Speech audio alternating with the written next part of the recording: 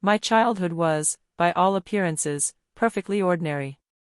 I grew up in a cozy suburban home with my parents, David and Sarah, and my older sister, Emily. Dad was a steady, quiet presence, a hard-working engineer who always made sure we were provided for. Mom was the heart of the home, vibrant and nurturing, a constant source of comfort and love. Emily, my sister, was 5 years my senior, a typical older sibling, sometimes bossy, sometimes protective. Our family felt like a solid, unwavering unit, built on shared laughter, Sunday dinners, and the comforting predictability of routine. I believed in us, in our unbreakable bond, in the truth of our lives. But there was always a slightly different rhythm when my Uncle Mark was around. Mark was Dad's younger brother, a charismatic, free-spirited artist who lived a few towns over. He was the fun uncle, always bringing exciting stories, sketching caricatures of us, and encouraging my budding interest in photography. He never married, never settled down, and often seemed to drift through life with a carefree attitude that fascinated me. He'd visit often, sometimes daily, especially when I was younger.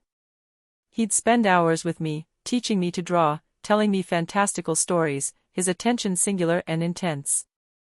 I thought he was just a particularly loving uncle, perhaps overcompensating for not having his own children. Looking back, the cracks were subtle at first, almost imperceptible. I noticed the way my mother, Sarah, would sometimes become quiet, almost withdrawn, when Mark was present. Her usual easygoing nature would shift, replaced by a nervous energy, a slight tension in her shoulders. Dad, too, seemed subtly different when Mark visited, a little more stiff, his jokes a little less boisterous.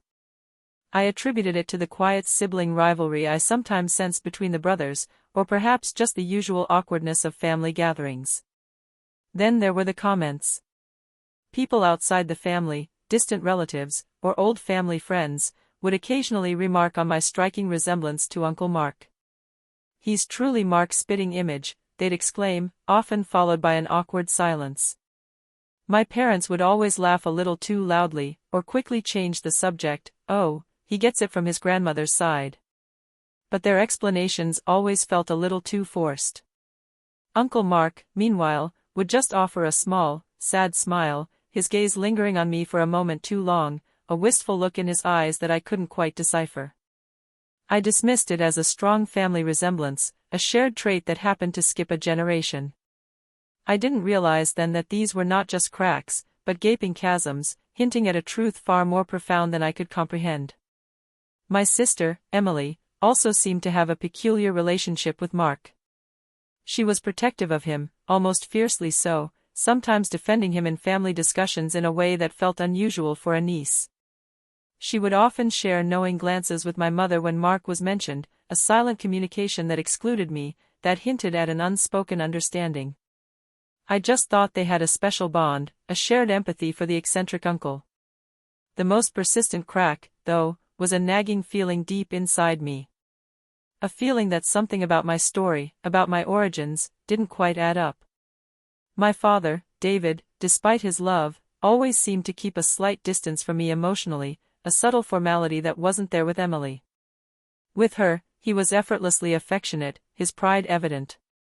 With me, his love felt more dutiful, less spontaneous. I rationalized it as just his personality, or perhaps my own insecurity as the younger child. I didn't realize then that my entire identity, my very existence, was built on a monumental lie, and the man I called Dad was not my father. The climax arrived not with a bang, but with the quiet ping of an email notification. It was a Saturday afternoon, my parents were out for their weekly golf game, and Emily was at a friend's. I was alone, indulging a long-held curiosity.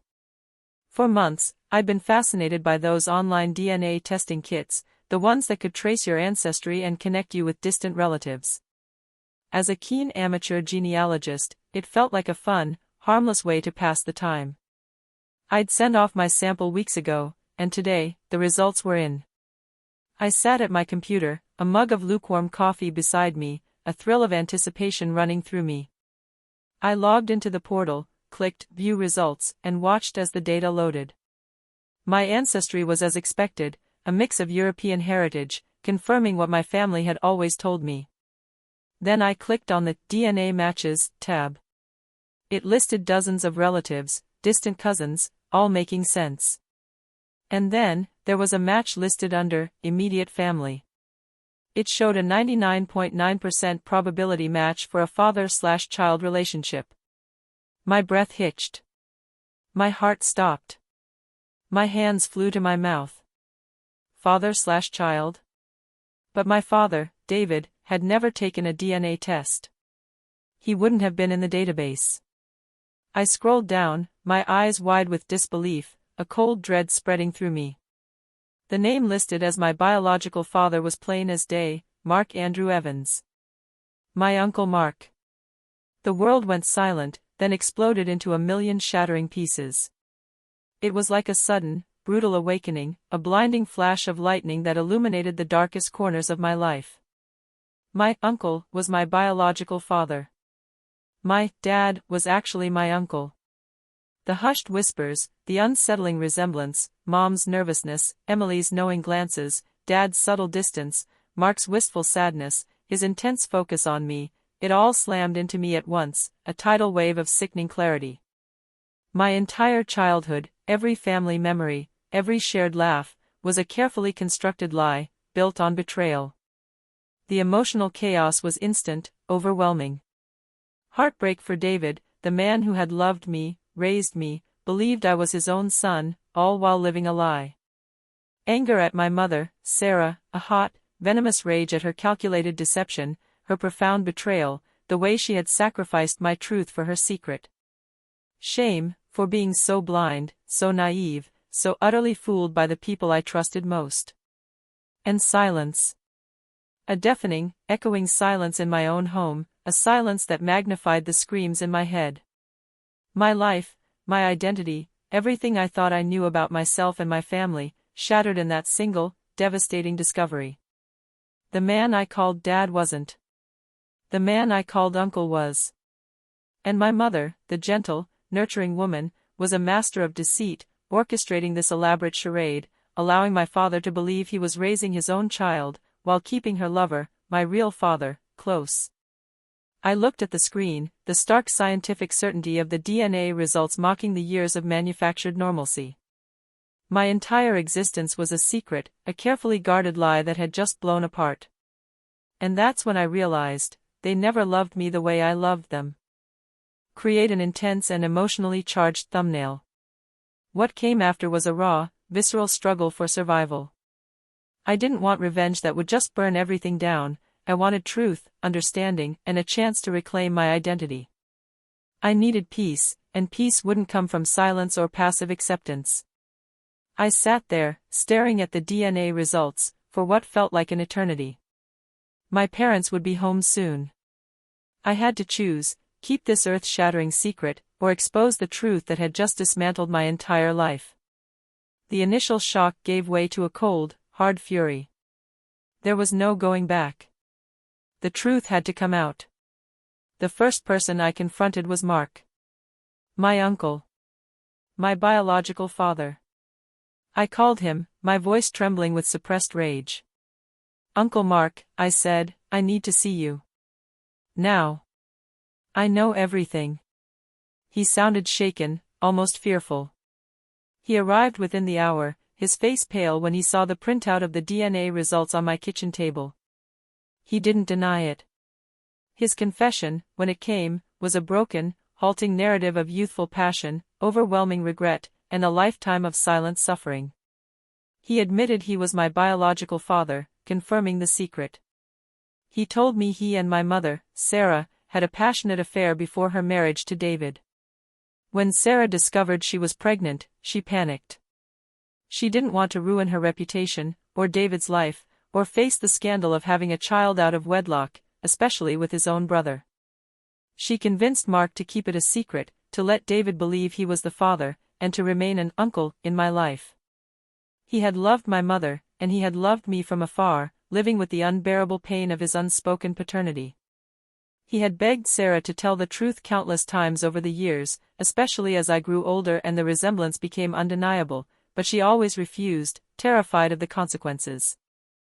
He looked at me with an agonizing mix of remorse and relief, as if a decades-long weight had finally been lifted. His tears were genuine, raw with years of suppressed emotion. The next, and most agonizing, step was confronting my parents. I waited until Emily was home too, needing her to witness this. I sat them down in the living room, my gaze fixed on each of them. I laid out the DNA results, the evidence, and recounted Mark's confession. My mother's face went white, then crumpled. She started sobbing, a raw, guttural sound, begging for forgiveness, pleading for understanding. She spoke of youthful mistakes, of fear, of wanting to protect our family, to avoid shame, to secure a stable life for me. She tried to justify her actions, but her words were drowned out by the magnitude of her deception. My father, David, sat in stunned silence, his face a mask of disbelief and profound heartbreak. The man who had been a loyal, loving husband and father for decades had just learned his marriage was built on a lie, and his son wasn't his by blood. His silence was deafening, more powerful than any scream. Emily, my sister, was reeling. The shock, the anger, the confusion on her face mirrored my own. Her world, too, was shattering. Her perfect family, a fabrication. Her brother, not truly her full brother. Her uncle, her real father. The aftermath was a seismic shock that ripped our family apart. My father, David, devastated by my mother's betrayal, filed for divorce. The split was agonizing, public, and relentlessly painful. My mother, consumed by guilt and the unraveling of her life, became a shell of her former self. The carefully cultivated image of our family, the normalcy, crumbled under the weight of the truth. My revenge wasn't about vindictiveness, it was about truth and reclamation. It was about ensuring that my mother faced the consequences of her deception, and that my father, David, found some measure of peace and dignity. I provided my lawyer with all the evidence, my DNA results, Mark's testimony, allowing the full scope of the multi-decade lie to be laid bare in court. It was a painful, public unraveling, but a necessary one for my own healing and for David's. My mother faced significant financial and emotional consequences from the divorce, and the loss of her reputation in our community. My relationship with my mother became irrevocably broken. I loved her, perhaps, in some distant, filial way, but the trust was gone, replaced by a profound sense of betrayal. She lived with the consequences of her choices, ostracized by many, burdened by guilt. I learned that some bonds, once shattered, can never be fully mended. My relationship with David, the man who had raised me, who had been my father in every way that mattered despite not sharing my blood, evolved into something new and profound. He was a victim in this too, and together, we navigated the complexities of his heartbreak and my own search for identity. We started building a new relationship, based on honesty and mutual respect, recognizing his unwavering love and sacrifice. He was no longer just Dad, he was my father, in a deeper, more profound way than blood alone could define. Our bond, once strained by an invisible lie, now began to heal and deepen. And my relationship with Mark, my biological father? It was complicated. We cautiously built a bond, exploring the shared traits, the unspoken connections. He carried his own burden of regret, and our connection was a path to his own redemption. He found a new purpose in finally being able to openly acknowledge me, to share his life with me as a father, not just an uncle. It wasn't simple, but it was honest, and it was a connection I desperately needed. My sister, Emily, also struggled with the truth, but in time, we found a way to navigate our new reality, leaning on each other for support. I didn't want revenge. I needed peace. And that peace began to bloom when I accepted that my story wasn't about their failure, but about my resilience. It was about standing up for the truth, about finding my own way, about proving that I could emerge from the wreckage stronger, wiser, and infinitely more whole. I learned that sometimes, the greatest betrayals lead to the most profound discoveries about yourself, and the true meaning of family. My journey to truth was painful, but it led me to a profound understanding of who I am, and who truly protects my heart.